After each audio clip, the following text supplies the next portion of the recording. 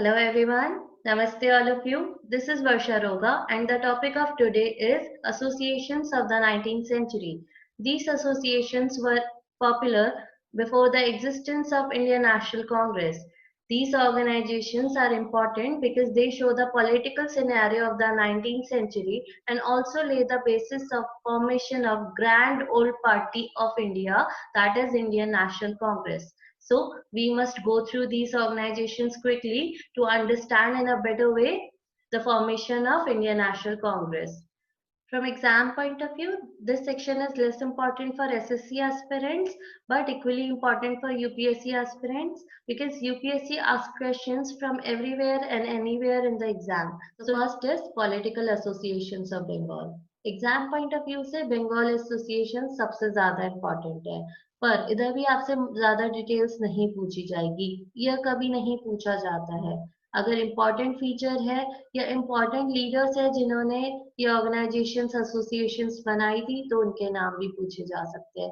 UPSC में multiple answer correct options आते हैं, तो yes these organizations and particularly Bengal associations are very important for you.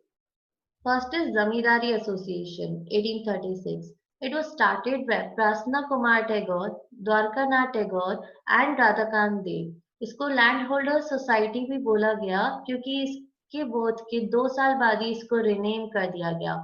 Zamindari association सिर्फ नाम की थी जब इसका बर्थ हुआ, पर जब इसको रिनेम कर दिया गया तो इसकी एक्टिविटीज और इंटेंसिफाई कर दी गई।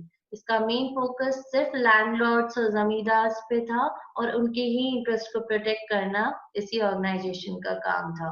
पर ये ज्यादा टाइम चल नहीं पाई और 1842 में ही इसको डिसकंटिन्यू करना पड़ा। पर इसके बारे में हम क्यों पढ़ रहे हैं, क्योंकि ये ओल्डेस्ट एसोसिएशन थी बंगाल की। सेकेंड इज बंग भाषा प्रकाशिका सभा। ये राजा राम मोहन रॉय के एसोसिएट्स ने स्टार्ट करी थी। बंगाल की ऑर्गेनाइजेशन थी, जमींदारी एसोसिएशन के जस्ट बाद स्टार्ट हुई थी। इसके अलावा आपको कुछ जानने की जरूरत नहीं है। Third is Bengal British India society. It was started in 1843 और इसका मेन एम था कि इंडियन सिटीजन्स के साथ जो भी ब्रिटिशर्स सफरिंग कर रहे हैं या उनको जो भी प्रॉब्लम्स है वो सारी इंफॉर्मेशन कलेक्ट करे और हर जगह अवेयरनेस फैलाए। इनका मेन एम ये था। पर जमींदारी एसोसिएशन और बंगाल ब्रिटिश इंडिया सोसाइटी अपने एम को फुलफिल नहीं कर पाई। They were not very successful associations. फिर क्या हुआ, 1851 में दोनों ही एसोसिएशन को मर्ज कर दिया गया और इनका नाम रखा गया ब्रिटिश इंडिया एसोसिएशन। ये इम्पोर्टेंट क्यों है, क्योंकि इसके कुछ डिमांड्स एक्सेप्ट हुए थे चार्टर एक्ट ऑफ 1853 में। Fifth is East India Association. It was started in 1866 by Dadabhai Nauroji in London, not in Bengal, not in India. वो चाहते थे कि वो इंग्लिश पर्सन्स को इन्फ्लुएंस करे इंडियंस के फेवर में। इनफैक्ट दादाभाई नौरोजी, जिनको old grand man of India भी बोला जाता है, उन्होंने अपने बहुत साल स्पेंड कर दिए आउटसाइड इंडिया लोगों को इन्फ्लुएंस करने में। Sixth is Indian League. It was started by Sisir Kumar Ghosh to promote nationalism. उनका मेन एम था कि लोगों में फीलिंग ऑफ नेशनलिज्म आए, उनको पॉलिटिकल एजुकेशन, उनको अवेयरनेस प्रोवाइड करी जाए कि हम एक नेशन है और हमें साथ मिलकर काम करना है ब्रिटिशर्स के against. Seventh is Indian association of Calcutta, जो इंडियन लीग का सक्सेसर था। इंडियन लीग अपने पर्पस को फुलफिल नहीं कर पाई तो उसकी जगह बनाया गया Indian association of Calcutta by very important leaders like Surendra Nath Banerjee and Anand Mohan Ghosh. ठीक है, very important। So next is political associations of Bombay. As I have told you, ज्यादा याद करने का कुछ नहीं है, ज्यादा डिटेल्स भी नहीं चाहिए। You just have to remember the facts and you are done from your side. First is Pune सार्वजनिक सभा। It was started by Mahadev Govind Ranade. ये बहुत ही इम्पोर्टेंट ऑर्गेनाइजेशन है क्योंकि शायद ओल्ड ऑर्गेनाइजेशंस में अगर कोई सरवाइव कर रहा था तो वो सिर्फ पूना सार्वजनिक सभा थी। Second is Bombay Presidency Association. It was started by Badruddin Tayyab ji, Feroz Shah Mehta and Kirti Talang. That's it. So last is Political Association of Madras. Madras Mahajan Sabha इसका नाम है. It was started by Veera Raghavchari, Subramaniam Iyer and Anandacharlu. Madras महाजन सभा 1884 में start हुई और Bombay presidency association 1885 में start हुई.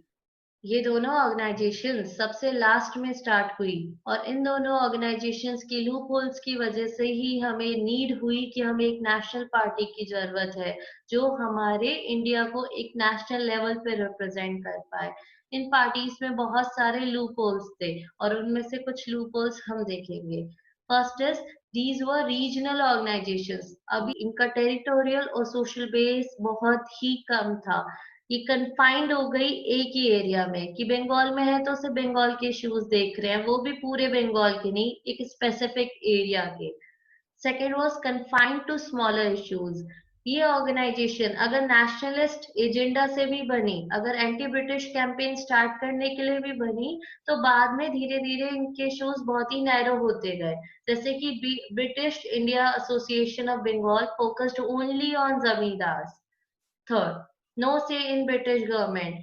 Britishers तक इनकी अप्रोच नहीं थी. ब्रिटिशर्स इनका ना कहाँ मानते थे ना इनको वैल्यू करते थे. दे हैड नो से इन ब्रिटिश गवर्नमेंट.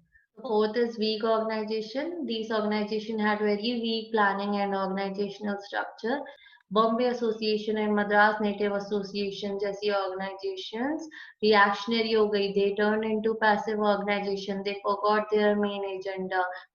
इन सारे लूपहोल्स की वजह से एक नीड क्रिएट हुआ कि नेशनल लेवल पे हमें एक ऐसी ऑर्गेनाइजेशन मिले जो फर्स्ट पूरे इंडिया को रिप्रेजेंट करे, सिर्फ कुछ रीजन्स को नहीं. सेकंड, सारी इंडियन पॉपुलेशन को रिप्रेजेंट करे. थर्ड, गवर्नमेंट में उसका से हो.